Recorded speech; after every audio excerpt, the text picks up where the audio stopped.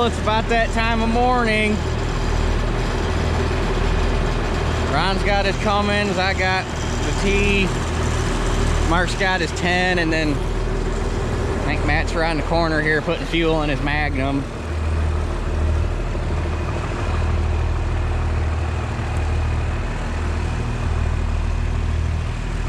Oh, I forgot, he moved the fuel tanks around the other side of the barn. I ain't walking over there. So, he'll be taking off here in a second. Just, we were waiting for the sun to start kind of coming up, so we weren't in the dark. So, I guess we'll catch you guys here in a little bit.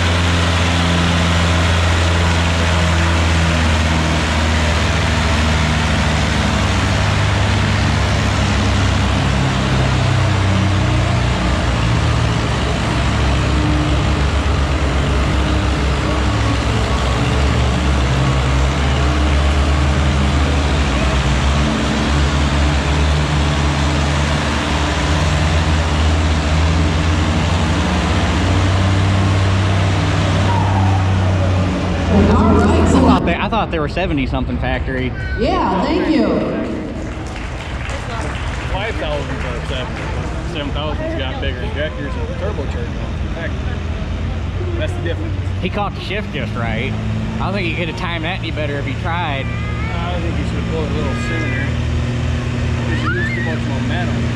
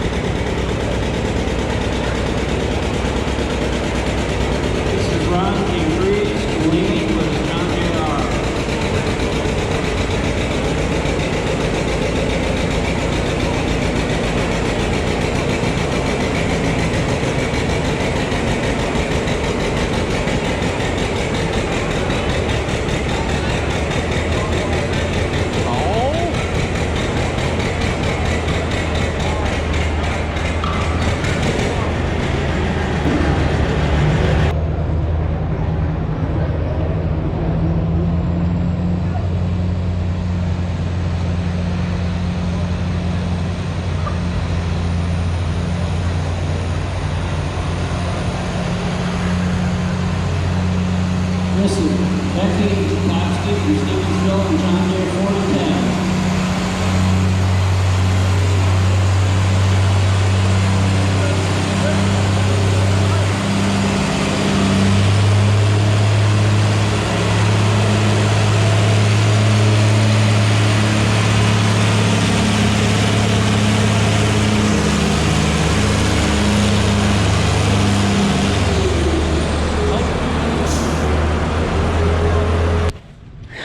They're just about done with the 10,000, so figured out to mosey out and grab the tractor because 12,000 is coming up.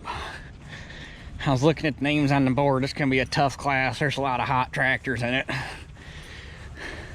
A lot of tractors that I know damn well ain't ever, well, not ain't ever, but have it had an implement behind them in many moons.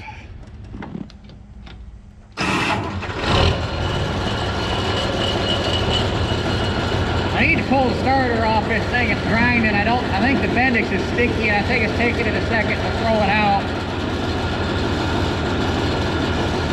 Need to do that before I hurt the ring gear.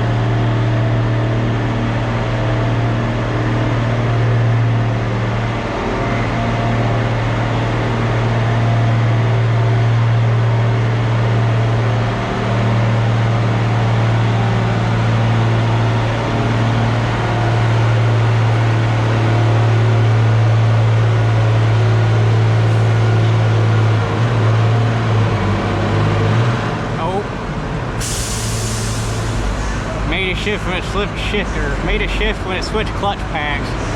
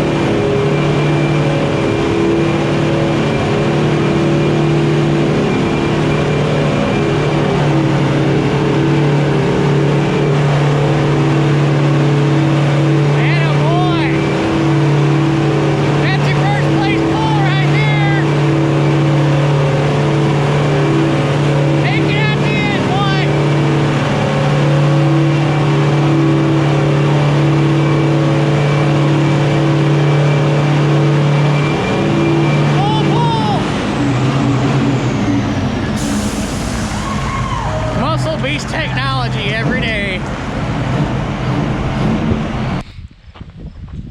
And we're back where we started the day after the pull.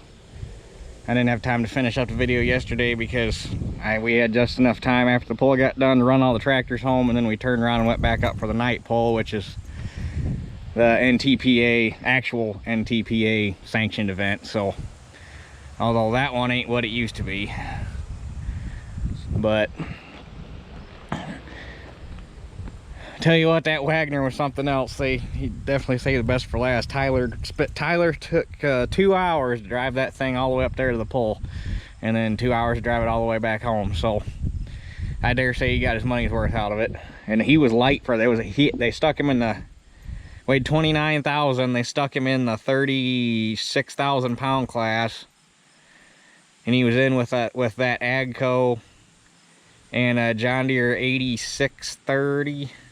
I think is what it was. It was a John Deere 4. I'm pretty sure it was an 8630. I'm pretty sure Tyler was the lightest, and he had to clutch it. They dropped the spikes on the sled, and he was going to drag it out the end.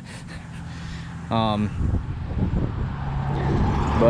all in all, I'd say it was a pretty decent pull. It's probably one of the better pulls that we've had up there, as far as, well, the 6, the 8, and the 10,000 pound class still had a bunch of guys running that weren't farm stock, but such is life. But because normally they run the 10 and the 12 hot farm on the same day as the regular pull, well, in order to shorten the day pull to make more time to get ready for the evening pull, they moved the 10 and the 12 hot farm, and then they made a couple street legal pickup truck classes, and they had those on Sunday, so the day before.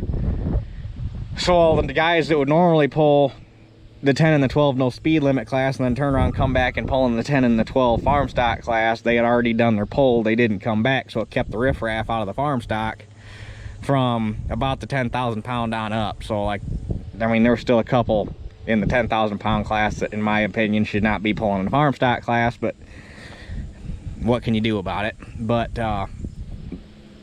for the most part, the 12 on up was pretty honest. I am actually I took 6th out of 13 tractors in the 12,000 pound farm stock, and 3 of them that beat me, I'm not even counting, because, well, I can tell you, because I went up and took a picture of the wind sheet, and I can just give you the rundown here. So there was obviously 5 tractors ahead of me. First place got 279 feet. That was an International 966. We know we're friends with the family that runs that tractor. That tractor is built to be a dedicated pulling tractor. It's not, I mean, that's its sole purpose in life, is to be a pulling tractor. John Deere, there was a John Deere 4320, same deal. I didn't know the guy that was running it, but my buddy Tyler knew the guy that was running it, and it had some pretty extensive engine work done to it. He came in at 273, and then after you get to those 2, we were all pretty much right down into the nitty gritty. There was a D21 that was a pretty honest stock tractor that was at 263. 4th place was a Case 1370. Which he actually surprised me that he didn't go further, because that tractor, that's its sole purpose in life, is it's a pulling tractor. It's kind of a sleeper. It doesn't have a paint job or anything on it, but he got 260 feet, which like I say, I'm surprised he was that short, because that tractor normally runs pretty good. Then my buddy TJ went right before me with his 8600. He was at 256. And then I came in at 254. So 3rd, 4th, and 5th place, we were within 4, 6. We were all within about 8 feet of each other. And honestly, I would call that some pretty fair competition, because, yeah, 3rd, 4th, 5th, and 6th. The difference between 3rd and me was 263 to 254. And aside from that 1370, which I really don't know why, he must have picked a bad line. And then the only difference between me and TJ was about 6 feet further out from the stage than I was, so he just picked a different line. But 3rd, 4th, 5th, and 6th, we were within, yeah, 6, well, basically within 7.5 feet of each other. So that's a fairly honest. And then everybody after me was stock too. There's a John Deere, well, a 4430 right behind me at 247. That belongs to a friend of ours. They farm with that tractor. There's an Alice 220. We're friends with the guy that runs that. He came in at 245. That tractor's it's a showpiece. I mean, all they do is pull it, but it's not built or anything. It's just they pull to have fun. On 1466, which that track, I mean, I think they farm with it, but that one's turned up. I'm surprised that she didn't do better, because the same farm that owns that's the one that owns the 966. I never noticed that. I'm surprised I beat her, because that tractor normally runs pretty good too. And then a 210 Alice, same people that own the 220. That's the same deal. It's a show queen, and they just pull it to have fun. And then Ron screwed up. He picked the wrong side of the track with his 1855. He should have done better, but he decided that he wanted to be adventurous and go down the side of the track that nobody had been down. And as you saw in the video, that did not work out well for him. And then there was a John Deere 4020 that had absolutely no business being in that class whatsoever, because it was a box stock, honest as you could get, not turned up at all, 95 horse 4020. but they had it all weighted down because that was a tractor they used to work the track, and they had a land plane with like a 300-gallon water tank on the 3-point, so they had a shit ton of weight hanging on the nose to keep the nose down. So he should have been in the 10 or in the 8 or the 10. He basically wasted his money. He came in at 142. And then there was another Alice 210, which I got video of. It was the rattier looking one. That one is also solely built as a pulling tractor, and he came out and blew the horn at 7.5 miles an hour, so he was DQ'd. Otherwise, he would have been in 3rd place at 267. But that D21, the 966, and the 4320, they are the tractors that are built enough that they got down to the end of the track where they didn't have to worry about blowing because speed limit in the farm stock class is 6 miles an hour. They got down to where they had enough wheel slip, they didn't have to worry about it, and then they just poured the coal to her and got a bunch of wheel spin and used momentum. So, like I say, as far as I'm concerned, those 3 tractors, I wasn't even competing against them, even though they were in my class. But the other ones, from 3rd place on down, honestly, it was a pretty decent, other than that poor 4020. Like I say, I don't know why he was even in there. And the rest of them were just good, honest to God, straight out of the field, other than the couple trailer queens that are just show tractors. I mean, it was a pretty honest class. I don't think there was anything to be ashamed of. In my mind, I got 3rd because, like I say, the top 2, they were 10 feet ahead of everybody else. So, actually, I think it was more than that.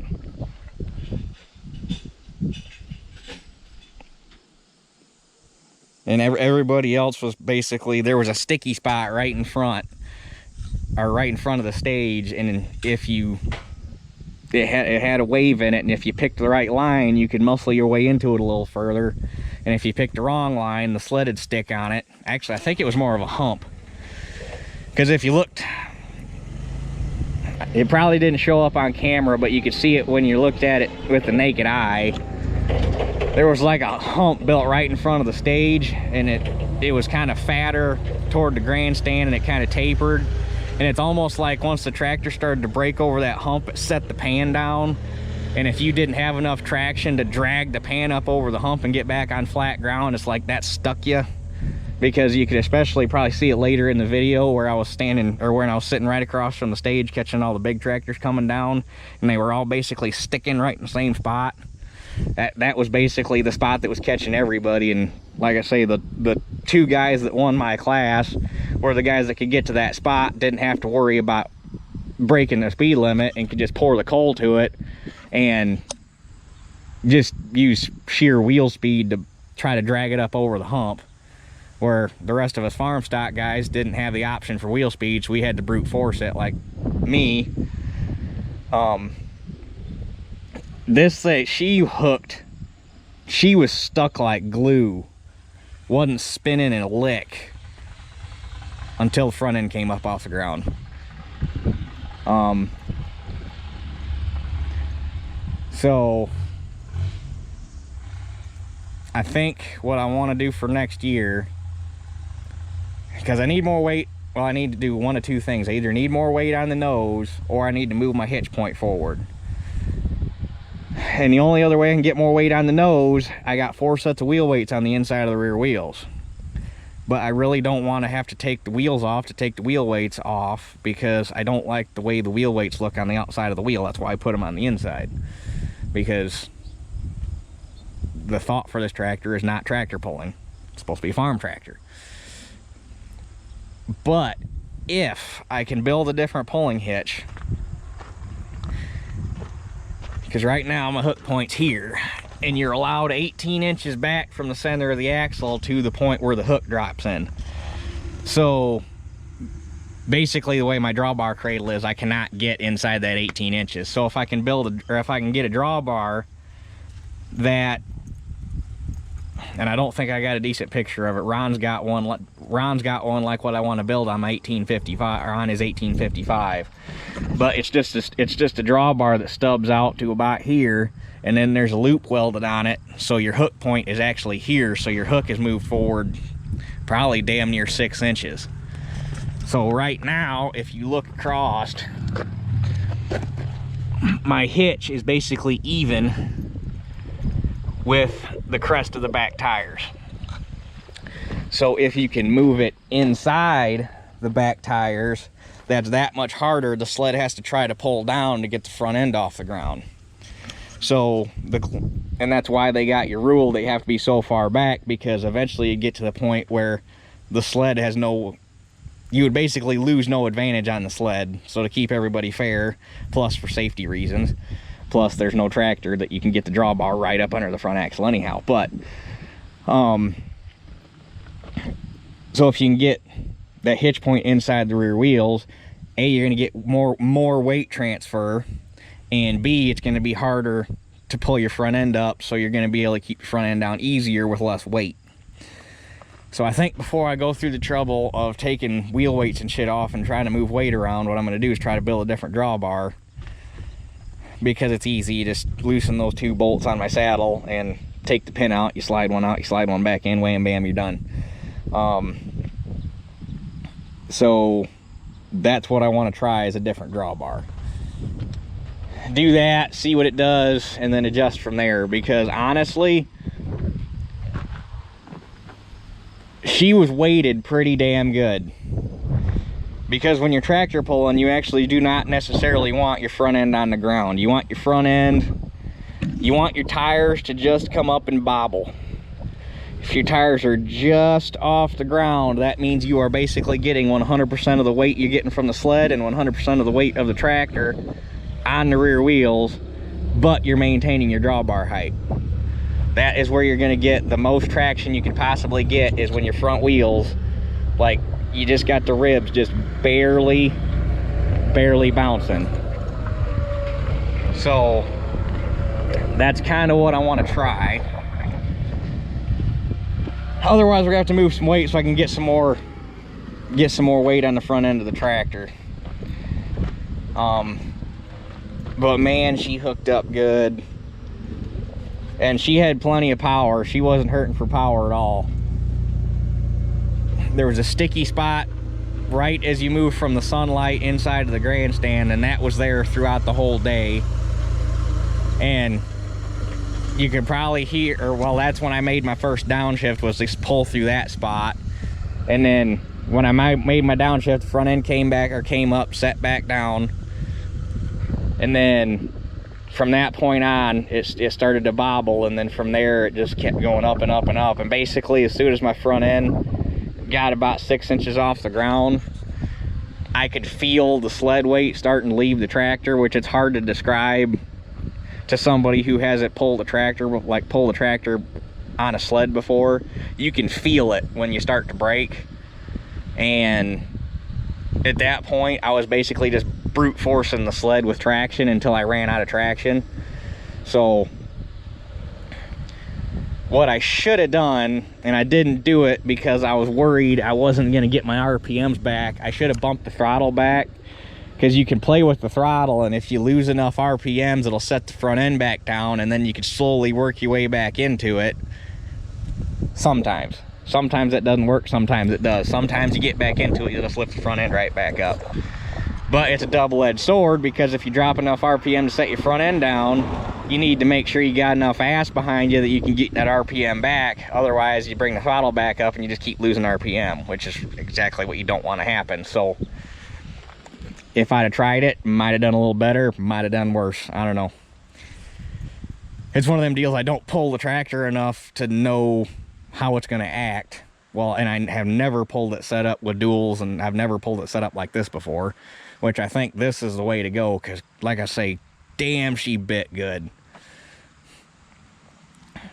Everything was nice and steady. It wasn't, I mean, I'm very proud of the old girl. She did good. I had a buddy sitting in the grandstand that took a video.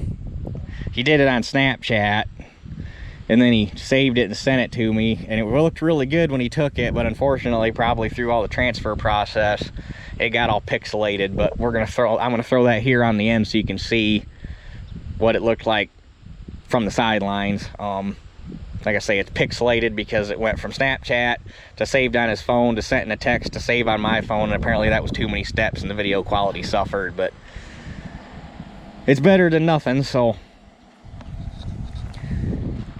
anyhow, I'm gonna get this thing unstripped back down and get it where I can put it back in the barn. So I guess that's it for this one, and we'll catch you guys on the next one.